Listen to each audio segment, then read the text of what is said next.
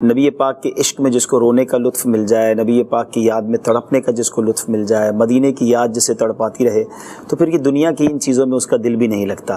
بات یہی ہے کہ یہ ایک کیفیت ہے، اور یہ کیفیت کہیں نہ کہیں انسان کو کرنی پڑتی ہے، اس کا اظہار کرنا پڑتا ہے۔ تو کہتے ہیں نا، ہم دل کسی ایک جگہ پہلے ہی دے دیں تو پھر اب دل کہیں اور جانے کی ضرورت ہی نہیں پڑتی ہے۔ تو دل اگر نبی پاک علیہ الصلوۃ والسلام پر فدا کر دیا جائے، اگر دنیا میں واقعی دیکھیں عشق کی تین وجوہات، بات طویل ہو جائے گی، مختصر عرض کرتا ہوں کہ علماء نے لکھا کہ عشق تین وجوہات کی بنا پر ہوتا ہے۔ خوبصورتی کی وجہ سے ہوتا ہے، کوئی بندہ بڑا کیئرنگ ہوتا ہے، خیال رکھنے والا ہوتا ہے، اس سے ہو جاتا ہے، یا کوئی اسپیشل ہوتا ہے، اس سے اچھا کوئی نہیں ہوتا۔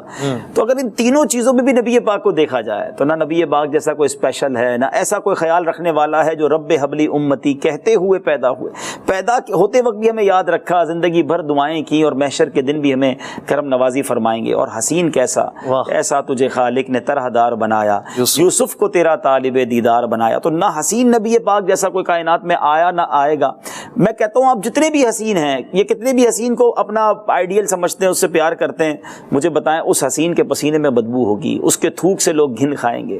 میرے آقا وہ ہیں جن کا پسینہ مشک سے زیادہ خوشبودار ہے۔ ارے اس زمانے کی خوشبو کو چھوڑیے، 1450 سال کم و بیش ہو گئے، آج بھی مدینے کی گلیاں بتاتی ہے کون گزر کر گئے ہیں۔ کہتے ہیں عرصہ ہوا طیبہ کی گلیوں سے وہ گزرے ہیں، اس وقت بھی گلیوں میں خوشبو ہے پسینے کی۔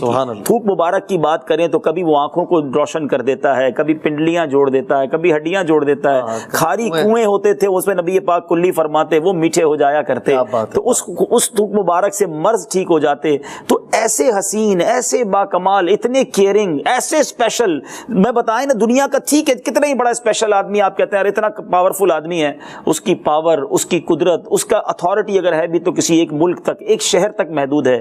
میرے آقا زمین پر کھڑے ہو کر چاند کو اشارہ کرے تو ٹکڑے فرما دیں، آقا دعا فرمائے تو سورج واپس پلٹ آئے، جو زمین پر رہ کر آسمانوں پر حکومت فرمائیں، پلک جھپکتے میں رب کی زیارت کر کے معراج کی شب سفر کر کے آ جائیں۔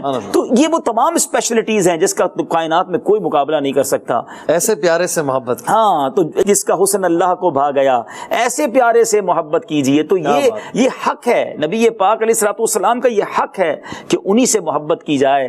صلو علی الحبیب صلی اللہ تعالی علی محمد۔ مجھے اپنی اور ساری دنیا کے لوگوں کی اصلاح کی کوشش کرنی ہے انشاءاللہ۔